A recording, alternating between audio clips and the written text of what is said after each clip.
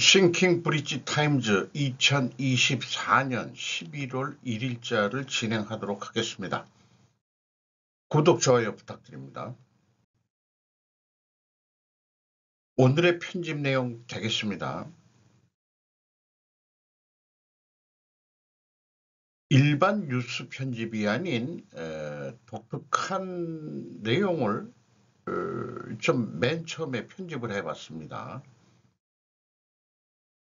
은퇴한 전직 000을 몰라보고 XX를 한 이 카르텔과 조폭을 절단해내는 요런 류의 제목이 그 유튜버들의 영화 전문 유튜버들의 소개하는 아주 천편일률적 같은 그런 느낌이 드는 그런 제목들로 해서 어그로를 끄는 그런 제목이죠. 자, 이것을 제가 한번 좀 생각을 해봤습니다. 고령화 세대가 되었다. 영화 및 드라마 소비자의 나이 세대도 많이 늙고 그 소비자들에게 맞는 영화들이 바로 제목과 같은 내용들의 작품들이 매우 많이 출시된다. 주로 그 액션 영화들입니다. 늑다리 소비자들은 아마도 그런 영화를 보면서 심리적인 대리만족을 함께 희열을 느끼게 하고 있는지 모르겠다. 왕년에 내가 뭐 이런 거죠. 또한 여전사가 주인공인 영화도 심심치 않게 출시된다. 이는 여성 상위 시대를 지향하는 여성 소비자들에게 초점이 맞추어진 것일까? 이것도 아닌 것 같아요. 늑다리가 되면 아마도 그저 예쁘기만 한 젊은 여성에게 식상하고 있을지도 모르겠다. 존윅을 저도 열심히 봤습니다. 존윅은 영화관에서 봤는데 존윅은 전형적인 은퇴 킬러에 대한 액션물이다. 하지만 일찍 은퇴한 나이이기에 전 세대에 걸쳐 인기를 끌었다.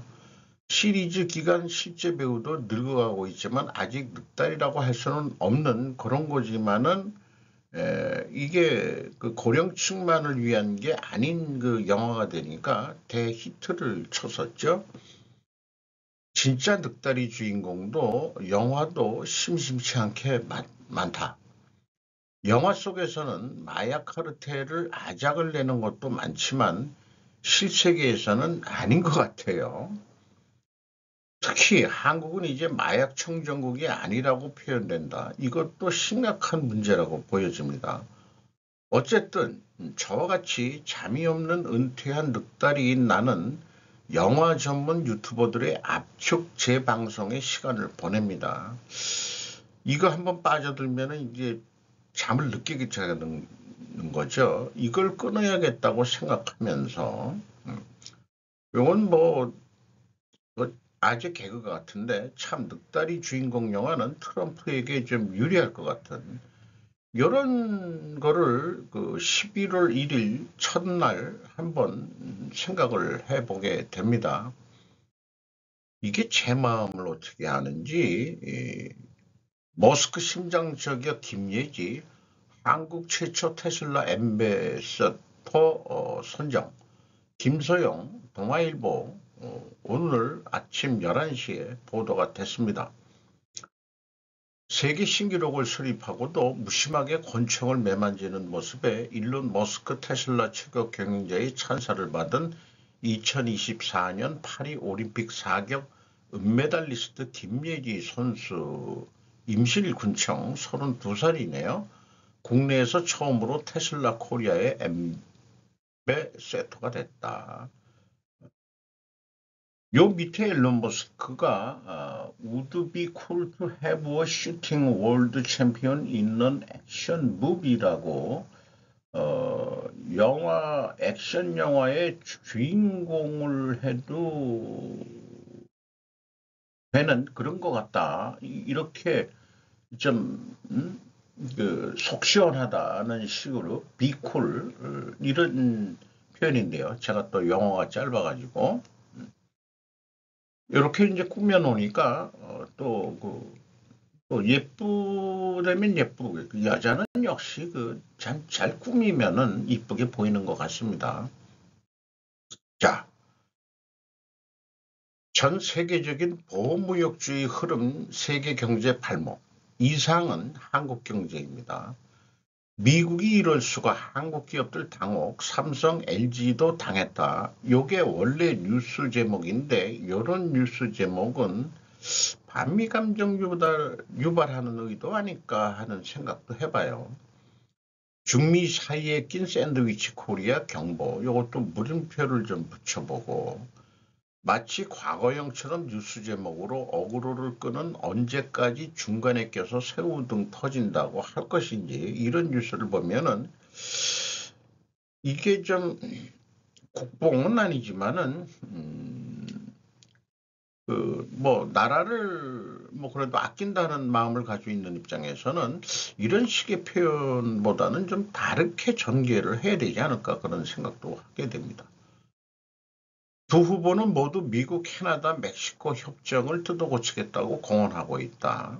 한미 자유무역협정, 반도체 칩스법, 인플레이 감축법 등의 약속받은 무관세나 각종 투자 보조금도 차기 정부 수장의 말 한마디에 날아갈 수 있는 처지다.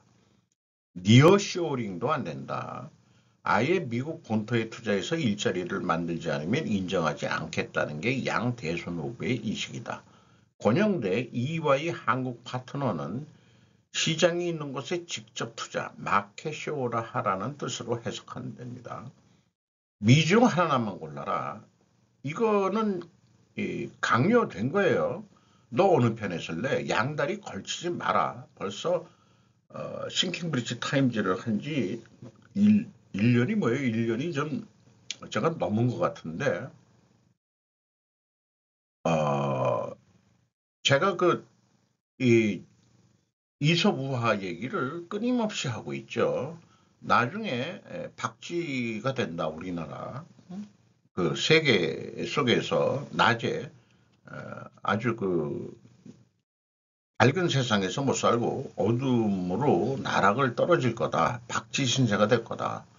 그러니까 우리는 지금 어딜 골라야 되느냐 하면은 이거는 명백한 얘기입니다. 미국이 아주 그 쪼네인이고 그리스 이스트우기 때문에 붙는 게 아니에요. 우리가 살기 위해서 미국에 붙어라 하는 얘기입니다.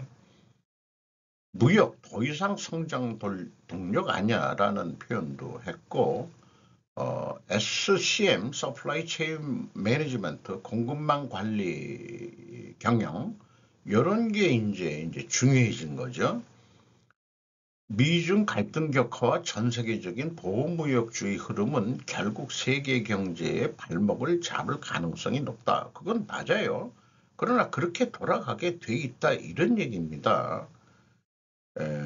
그 세계적인 경제 성장률도 그 둔화될 것이다. 그것도 그런 상황에서 적응해서 어떻게 생존할 거냐가 이제 문제 이슈화해서 해결책을 좀 찾아 나가야 되겠죠. 그렇게 생각을 합니다.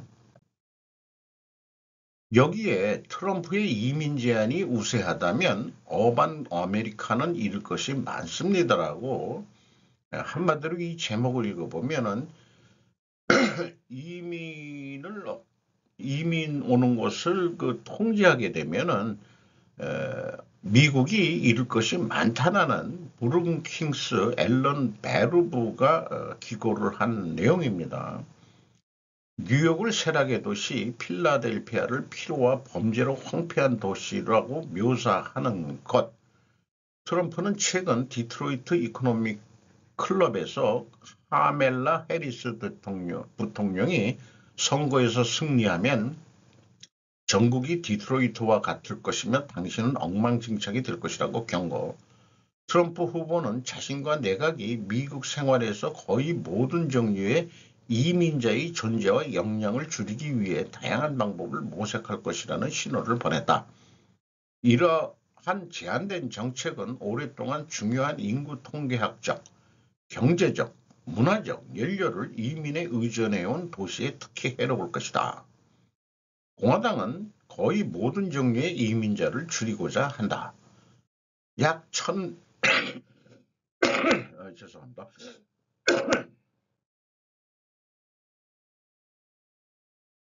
약 1100만 명의 무단 이민자를 검거, 구금 및 추방하기, 난민 및 망명 신청자의 입국을 더욱 제한한다.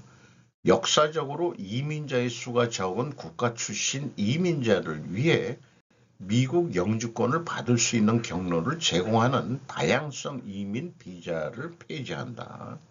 이건 뭐 상징적인 사진이고요. 계속해서 공화당의 정책은 이민자의 가족 기반 입국 제한한다. 핵가족에 한한다. 우리나라 조선족 누구 하나 들어오면은 취직을 하면은 건강보험 들어주죠. 그러면은 떼거지로 들어와가지고 그 직속으로 하면은 건강보험을 다 혜택을 받아가지고 요거를 아는 그 중국 국적의 조선족들이 요거를 악용해가지고 우리나라 건강보험 재정이 땅구가 나고 있다. 이런 얘기가 심심치 않게 거론이 되고 있죠. H1B 고숙련 이민 및 H2B 계절 이민 노동자 비자 사용을 축소한다. 고국에서 안전하지 않는 상황에서 탈출하는 이민자, 난민이겠죠. 최근 베네수엘라에서 도착한 45만 명을 포함해서 임시보호신분 TPS를 폐지한다. 그러면은 추방을 어떤 식으로든 하겠다는 얘기 같은데, 부모가 불법으로 미국으로 데려온 미성년 자녀에 대한 아동 도착 연기 조치 보호 종료를 하겠다. 무슬림이 다수인 다양한 국가에서 온 개인의 입국을 사실상 금지하는 무슬림 금지령을 다시 제정한다. 이런 얘기입니다. 이민 단속의 잠재적 지역 역량 살펴보기라고 해서 주로 도시 중심으로 역량을 예측을 해보고 있고요. 이민자는 미국 도시 및 도시 카운티에서 인구의 상당 부분을 차지한다는 통계도 제시하고 있습니다. 1970년 거주 20명 중 1명 미만에서 현재 미국 거주자 7명 중 1명 가까이가 해외에서 태어났으며 20세기 초부터 미국 인구에서 외국인이 차지하는 비중이 그에 근접하고 있다. 요게 주황색 그래프가 외국에서 태어난 이민자들인 건 같고요. 이게 여기 미국 내에서 외국인이 태어난 비중이 이제 같아졌다. 그러니까 뭐 이미 들어와 있는 사람한테서 난 인구 증가율도 높아졌고, 그 다음에 이민으로 들어온 쪽도 높아졌다. 근데 이게 한 1910년대가 이때는 경제가 꽤 발달하고 1910년대면은 1차 대전 정도겠죠. 1930년대가 2차 대전 정도였는데 1차 대전 그 즈음 때가 인구 유입이 인구가 아니고 외국에서 태어난 비율이 많았고 계속 줄어들었는데 1970년대 그 다음에 이제 뭐 이렇게 증가했다는 얘기고요. 그 다음에 미국 내에서 또 이렇게 이미 이민자들의 출생률이 올라갔다 이런 통계를 제시를 하네요. 커뮤니티별 유형별 외국인 인구 비율 메이저 시티 대도시가 21%, 일반 어반이라고 하는 게 이 전체 도시 22%, 이너 서브 수버반, 서브 우반, 요게 뭐 소도시 속에 뭐 있는 퍼센테이지 뭐 이런 식으로 이제 소개를 하고 있네요.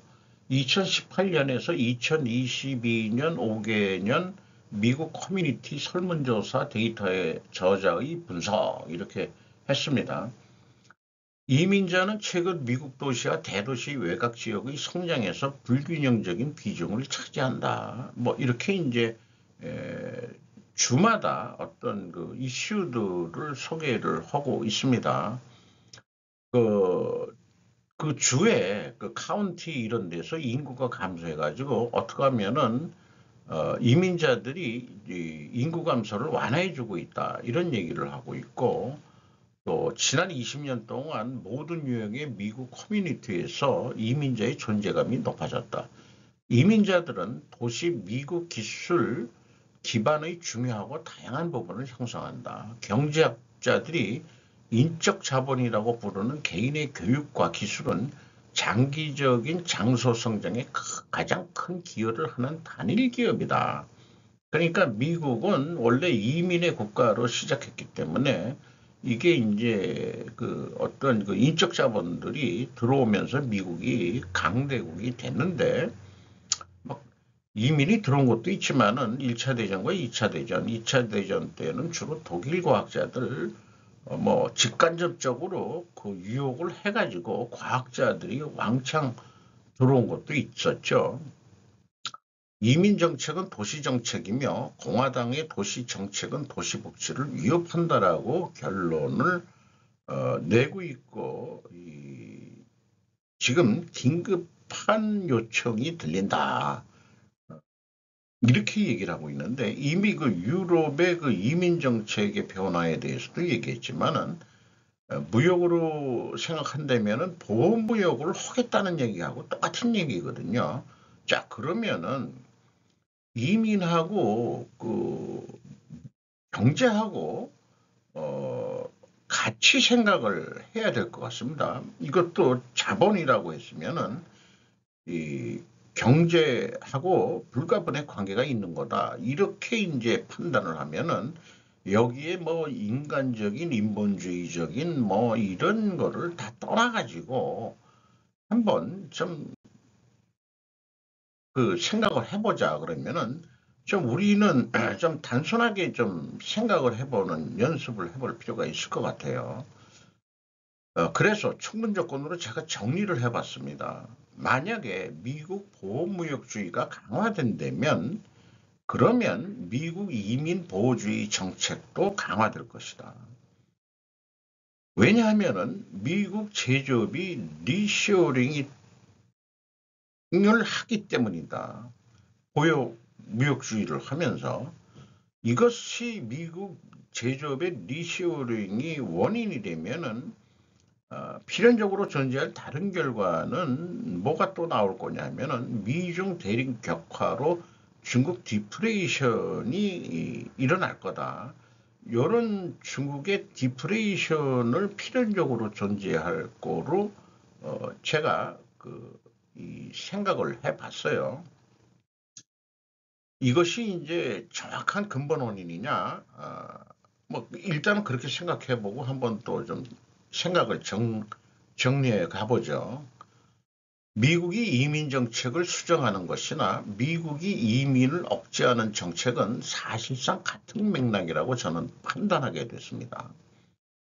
그러니까 미국 제조업 리시어링을 하면은 국내에 그 생산 근로자들이 많이 필요한데 이민으로 그 생산 노동자, 근로자, 노동력을 충족하느냐 하면 그게 아니고 기존에 있는 이 미국 북쪽의 사람들을 블루칼라 쪽으로 많이 끌어들여 가지고 그 경제를 돌리겠다 이런 얘기가 되는 거죠. 그러니까 보호무역주의가 된다 이런 얘기가 되겠습니다. 일손이 부족하다고 기존 미국인의 블루칼라의 월급이 화이트 칼라보다 높다면 대학 졸업자도 공장 생산직에 들어갈 것이다. 니어쇼링도 안 된다는 국유 뉴스는 미국 내 공장을 직접 지으려는 마켓쇼를 요구한다고 전하면서 미국에게 뒤통수 맞았다는 표현과 함께 또다시 샌드위치, 새우 등을 연연한다. 한국도 마찬가지다. 식별 없이 마구 싼 노임이라고 외국 이민을 받아들인다면 결과는 사회적 혼란이 발생할 것이다. 조속히 저는 이민청이 만들어야 된다고 생각합니다. 그래서 이런 질문을 해보게 돼요. 자, 그러면은 중국은 무엇인 것 같다 이게요. 중국은 반간첩법으로 자국의 이민 유입을 철저히 막으면서 자유무역을 주장하는 게 이게 합리적인 거냐. 아주 극단적인 이기적 패권주의라고 생각할 수밖에 없다. 중국은 중국 불법 탈출자들을 방치하고 방관하는 것 같아요. 왜냐하면 인구 감소가 그 모순을 어느 정도 해소할 것 같기는 합니다만은, 근데 그 돈 있는 사람들도 어떤 편법에 의해서 지금 많이 중국을 탈출한다고 그러는데 그게 주로 가는 데가 일본이라는 얘기가 많습니다. 일본이 상대적으로 살기에 편하다. 그러니까 돈이 없는 사람들은 어떻게 먼 거리를 해가지고 남아메리카를 통해 가지고 멕시코 국경을 넘는 그런 거에 중국인들이 엄청 보이기 시작했다는데, 그거를 난민이라고 해석을 한다면은 그것도 중국 경제 쇠퇴의 한 상징일 거 아닌가 하는 생각도 들어갑니다. 한국이 난민이 발생할 수 있는 일은 뭐가 있을까요? 그것은 현재로서는 전쟁이라고 생각합니다. 난민이라는 게 내전이 일어난다든지 아니면은 더 이상 이 정치의 그 식상을 해가지고 환멸을 느껴서 돈 있는 사람들이 여차하면은 이렇게 빠져나가는, 재산을 해외에 뭐 은닉했다든지 뭐 공식적으로는 아니지, 그런 얘기들은 현재의 문제가 아니고 수십 년 동안 그 남북한 대립 속에서 정치가 불안할 때마다 나오는 이슈였습니다.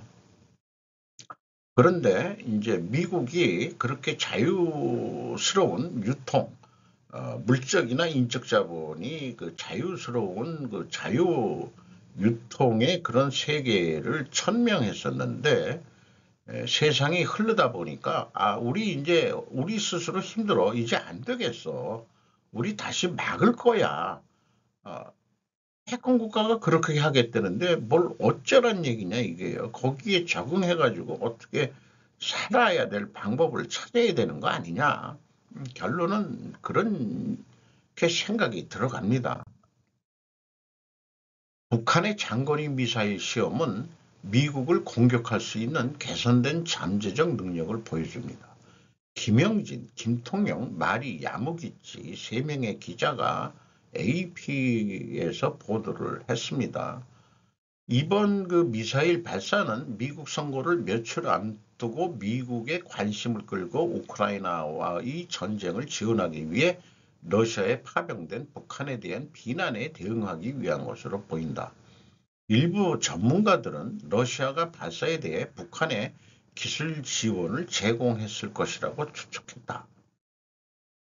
북한 관영 매체에 따르면 김정은 북한 국무위원장은 북한의 안전을 위협하는 적들의 움직임에 대응하려는 북한의 결의를 보여주기 위한 적절한 군사 행동이라며 이번 발사를 청구했다. 한국합동참모본부는 북한이 새로운 고체 연료 장거리 탄도미사일을 가파른 각도에서 시험할 수 있었다고 말했는데 이는 주변 국가를 피하기 위한 시도라고 말했다. 고체 추진체가 내장된 미사일은 이동과 숨기기가 쉽고 액체 추진 무기보다 더 빨리 발사할 수 있다.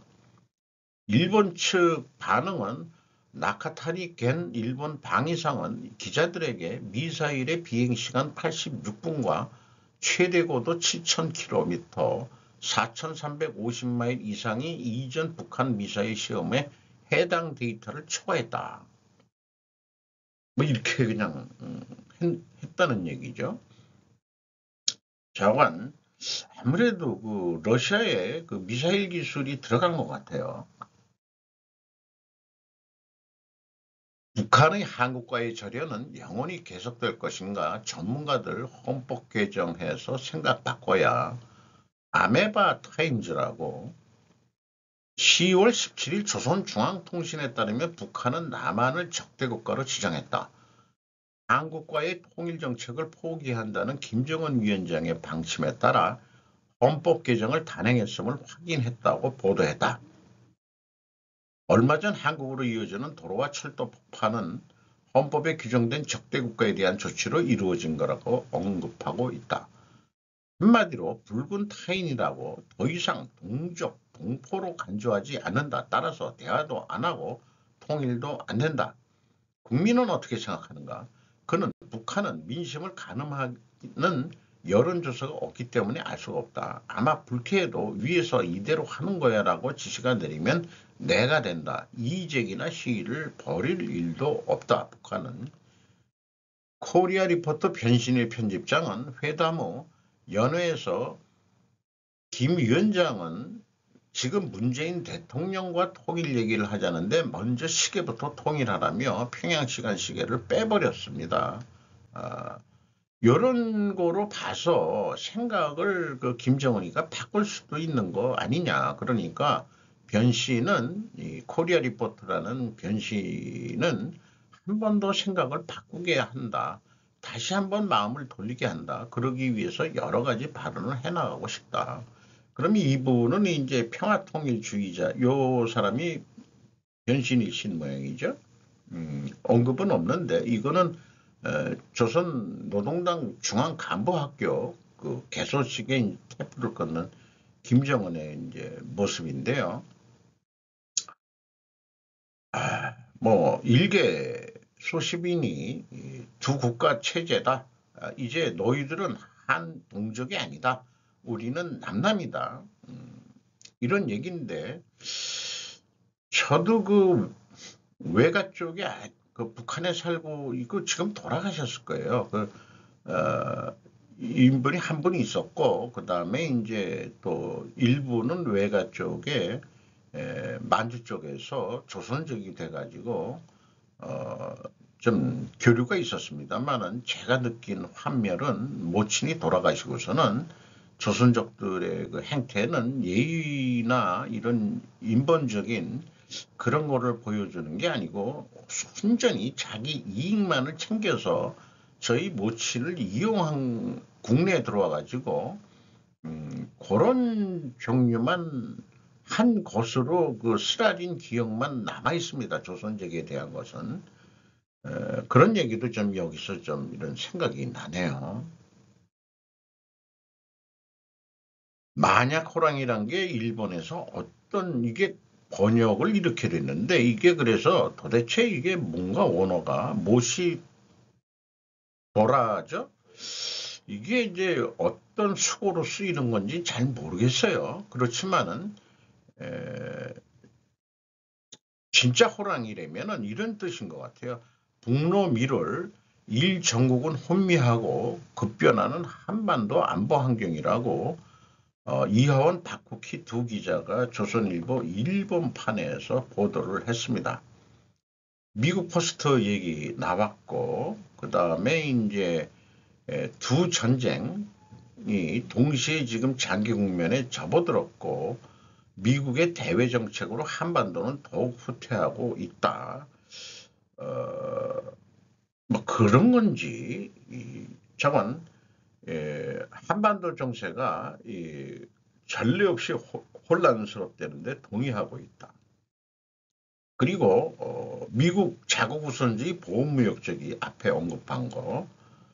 그 다음에 트럼프 당선인이 된다면 거래를 통해 한국이 원하는 핵연료 재처리, 우라늄 농축 권리 등을 확보할 가능성도 있어가지고 요게 부정적으로만 지금 볼 건 아니지 않느냐 이런 이제 의견을 제시하고 있네요.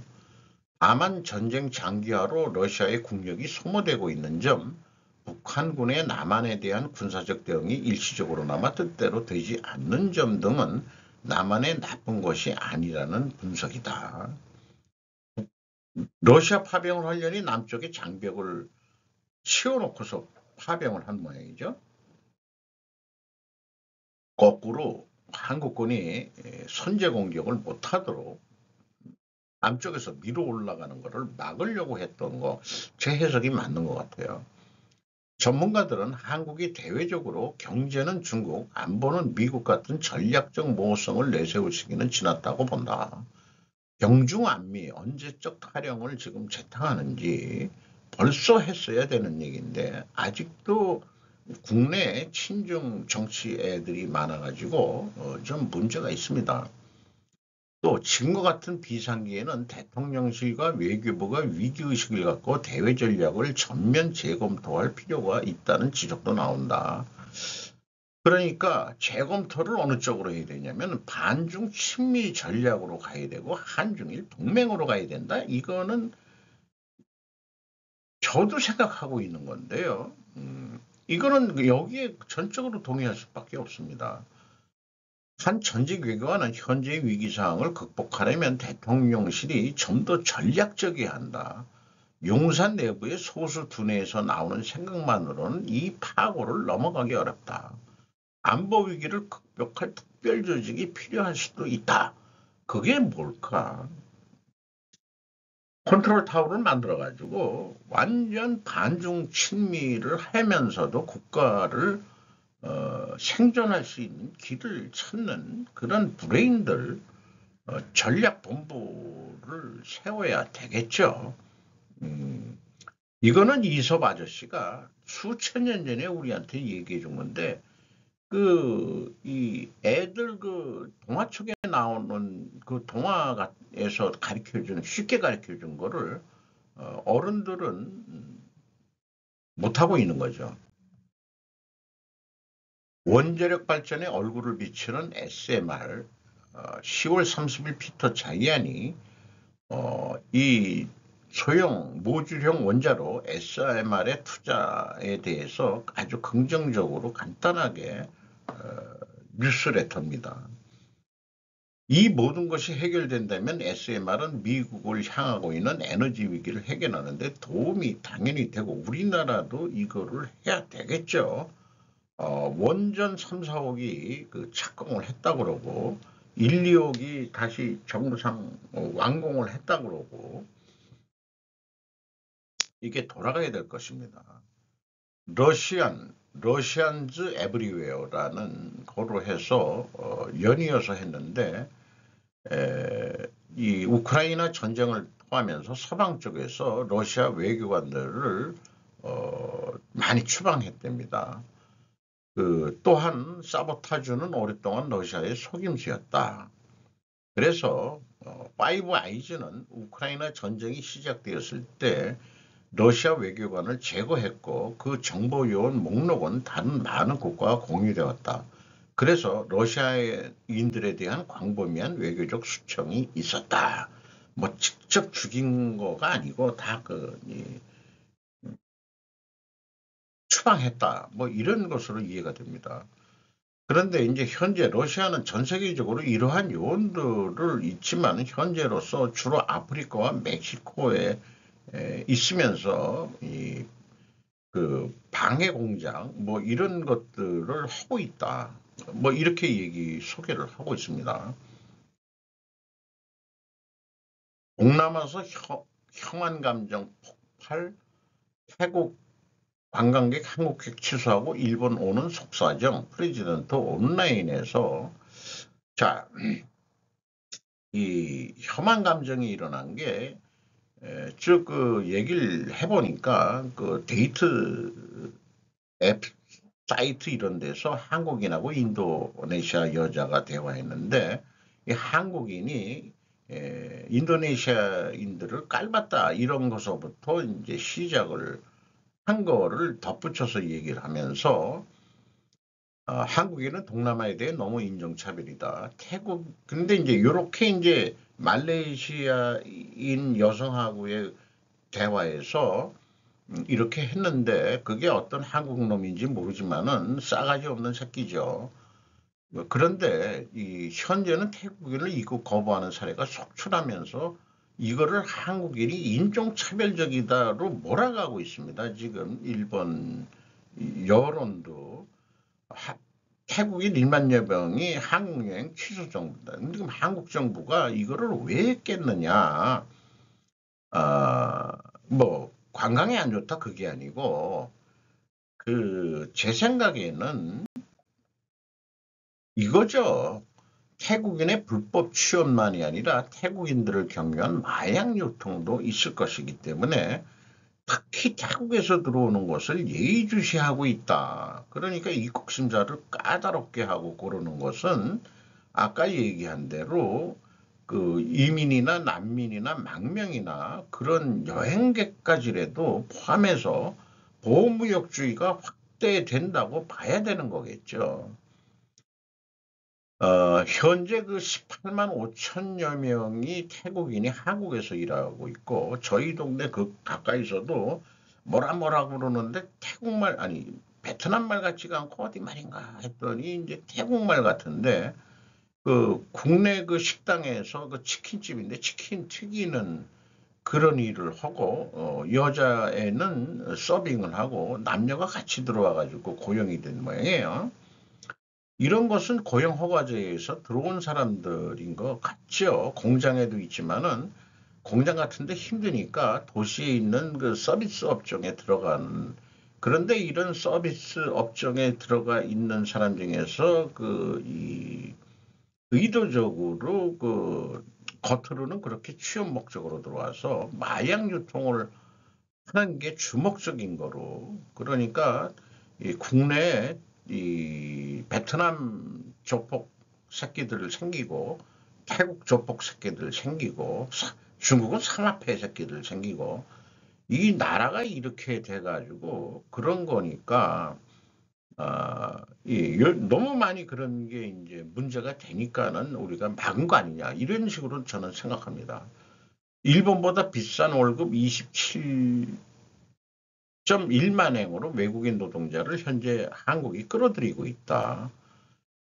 그리고 직접 투자액 한국이 미국, 일본 제치고 3위 혐한 감정이 인도네시아에 고조되고 있는 현상에 대해 첫머리에 소개했는데 한국이 인도네시아 투자가 요즘에 1위 되는 거죠. 그러니까 여기에 더해서 케이팝 한국 드라마 등 문화면 이렇게 해가지고 한국 애들의 콧등이 높아졌다 이렇게 얘기하는 거예요. 그래서 일본의 존재감이 상대적으로 약해지고 있다는 느낌은 부정할 수 없다.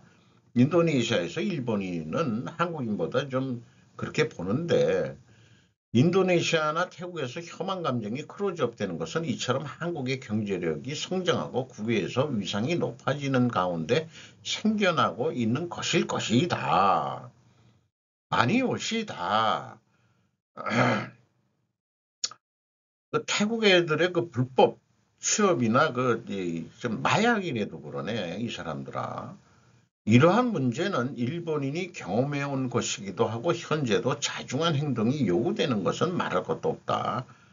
잘 살수록 겸손해야 되지 않느냐? 한 수 가리키려고 그래요. 그러면서도 타산지석으로 삼아야 할 것이다. 우리 일본인들은 동남아에 가서 혐일 감정이 안 나오도록 우리는 잘 행동해요. 이래야 된다는 얘기예요.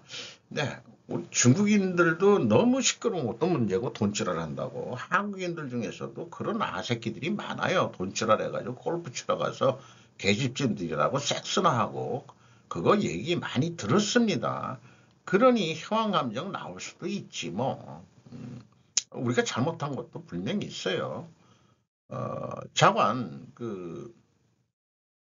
골프 관광하고 섹스 여행 이런 거 일본 애들이 옛날에 우리나라에 그 섹스 관광 한 거 맞지 않습니까? 그땐 접대를 위해서라도 우리의 그 언니들이 요정에서 몸을 팔면서 동생 공부도 시키고 했던 그런 아픈 역사도 우리도 있던 거 아닌가요?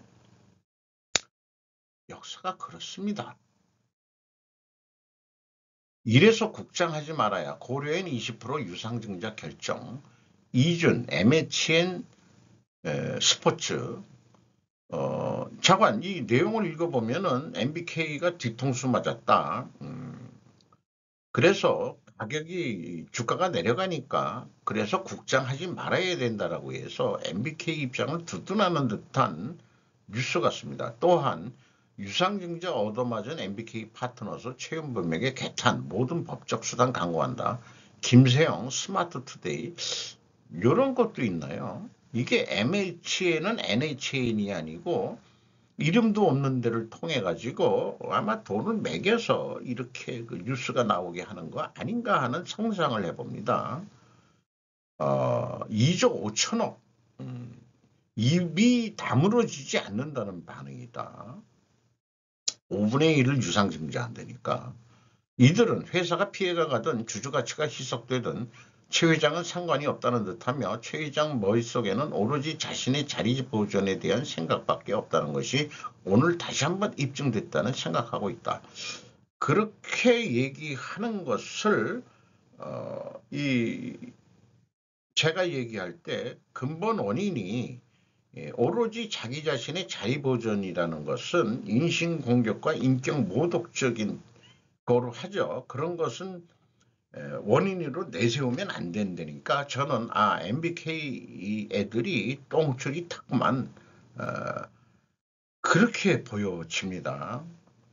잘 알려지지 않은 언론 매체에서 MBKG 입장을 전달하는 보도로 읽힌다. 기업은 생존 가능 여부에 따라 의사결정이 합리적이었음이 입증될 뿐이다. 유상증자를 한 것이 과연 어떤 거냐. 그거 판단은 그게 합리적인 판단. 생존을 하기 위해서 하는 거다. 그러면 저는 그 생존 기준으로 따집니다. 저는. 그리고 기업의 목적은 오늘도 내일도 돈을 버는 것이라고 아주 그냥 극단적으로 얘기를 하자고요. 아니 당연한 거고. 그러기 때문에 그 기업이 먼저 돈을 벌어야 주주 가치다 뭐 이런 얘기들을 지금 하고 있는데 주주 가치가 희석된다?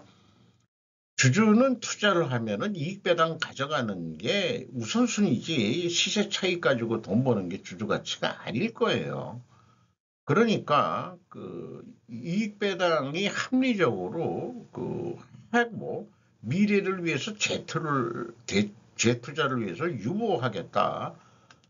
그렇게 한 거를 이게 싸움이 일어난 게 영풍 장 씨가 주당 10,000원 배당해라. 고려에는 5,000원뿐이 배당 못하겠다. 왜냐? 미래 사업을 우리가 준비해야 돼서 사내 유보를 가져가야 되고 또 그 혹시 차입도 해야 된다. 이러니까 그런 거 하지 말라고 그냥 그 아연만 생산해 가지고 나한테 돈만 많이 줘. 이게 이제 여기서 의의가 갈린 것 같아요. 그러니까 제가 보는 입장에서는 장 씨가 너무 돈만 밝힌다. 미래를 크게 생각을 안 하고 이런 생각이 들어갑니다. 안독, 삼성전자, P2, P3 파운드리 라인 추가 셧다운 추진, 적자 축소 총력, 전병수 조선비즈입니다. 파운드리 생산 설비 50% 가까이 끄는 셧다운 계획, 수주 현황 저조, 원가 절감 주력, 파운드리 경쟁력 약화될 수도 우려, 3분기 조단위 적자를 낼 것으로 그 파운드리 부분이 이런 뉴스가 이미 나왔었죠. 그런데 삼성전자 입장에서는 일성 비용 등을 제어하면 실질적인 DS 부분 영업이익은 5조 원대며 이중 메모리 사업의 영업이익은 7조 원에 육박하니까 그러면은 빼보면은 파운드리 부분은 2조 적자 아니냐 이렇게 이제 해석을 한다는 거예요. 그 분기 사업 보고서는 회사 전체를 얘기를 하는데 주석 내용을 보면은 그 사업 부문별 매출액 뭐 이런 것도 좀 어떻게 찾을 수 있을 것 같아요. 저는 전체를 보는 거로만 분석을 해봤는데 삼성전자 같이 규모가 큰 데는 사업 부문별로 데이터가 있는지 살펴봐야 될 것 같습니다. 그런데 사업 부문별로는 스루펫 회계로 분석하기가 좀 쉽지 않을 것 같아요. 왜냐? 사업 부문별로 재고 자산이나 비용을 나누는 그런 데이터는 또 없을 거예요. 매출액이나 뭐 이런 거는 있을 수 있어도 사업 부문 손익계산서를 보려면 사실 내부 그 결산서를 그 열람할 수 있는 그런 수준이 돼야 되겠죠. 공인회계 법인들은 봐야 될 것 같습니다. 그래서 여기 원가 절감이라는 얘기만 나오면은 저는 아주 싫습니다. 왜냐하면은 원가 절감의 대표적인 게 해고거든요. 그러니까 모든 거를 원가 절감으로 말하고 설명하냐, 왜? 응? 생산 중단은 수요 예측에 대응하는 생산 관리 측면에서의 표현, 해석들이 필요하고, 즉 수주에서부터 출하까지 프로세스적 관리라고 표현해주는 그런 수준 높은 기자분들이 되시기를 바람하지 않습니다. 이것은 원가 절감하기 위해서 하는 게 아니다. 수주 관리하는 거지. 수주 출하 관리, 수주 출하 프로세스 관리하는 거지. 그런 식의 어떤 수준 높은 좀 경영적인 측면도 약간 공부를 해서 기사를 쓰는 게 좋지 않겠냐. 이런 생각을 좀 해보게 되네요. 그래서 삼성전자의 3분기까지의 규모를 보면은 어, 매출액이 225조입니다. 17.7% 증가했고요. 영업이익이 26조 2,333억 원으로 작년 3분기에 3조 7천억 원이 안 냈는데 601%나 크게 뛰었어요. 그런데 이제 그 뉴스는 그 파운드리 부분만 2조 적자라고 이슈화하는 것은 TSMC 뭐 이런 등등으로 해가지고 지금 보면은 언론기관들이 삼성전자 죽이기, 이재용 죽이기, 삼성전자가 아니고 이재용 죽이기를 하는 거 아닌가. 그런 느낌 같은 느낌. 왜 그런지 몰라도, 어, 그런 생각이 듭니다. 이하, 어, 어저께 12월 말일까지 그 영업 잠정 실적 공시한 기업들의 내용을 제가 그 소개를 하도록 하겠습니다. 그런데 이 화면만 보여드리고 이 구두 설명은 생략하는 거로 해서 넘어가는 거로 하겠습니다. 하나 에어로스페이스, 풍산, GS건설, 현대그로비스, 코롱 모빌리티, 효성그룹이 한꺼번에 왕창 냈네요. 효성 TNC, 효성 첨단소재, 에코프로머티, 효성화학, 에코프로미트는 효성그룹이 아니고요. 효성중공업, 아모레퍼시픽, 이 화장품 장사 영업이익이 62.3% 증가했네요. 애경산업, 한미사이언스, 애덕전자, 한솔재지, HD한국조선해양 많이 영업이익이 올라갔고요. HD현대중공업 영업이익 1000%가 올라갔습니다. DL인시 건설이죠. 27.1% 영업이익 내려갔고 제일교회 광고회사죠. 22.9% 올라갔습니다. 이상 아까 그 얘기한 대로 그 MBK가 공격한 것은 인신 공격적인 건데 좀 더 과학적 사고방식에 의하면 원인이 인격 모독적인 인신 공격적으로 찾아졌다면 그 원인은 원인으로서 포기해야 될 것이라고 MBK한테 훈수를 하나 좀 두고 싶네요. 이상 마치도록 하고요.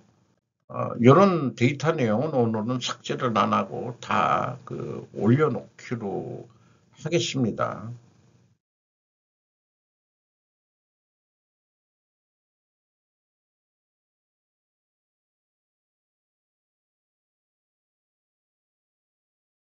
네, 이상 마치도록 하겠습니다.